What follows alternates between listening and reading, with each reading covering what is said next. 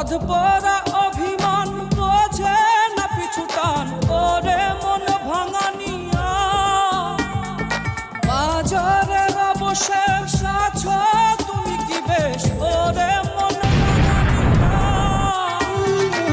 এই গলন গলে রে পাথর চক্ষু দিয়া কি খেলন খেলে রে বিধি। ইস, কি বোকাই না ছিলাম। সে যা বলতো তাই বিশ্বাস করতাম।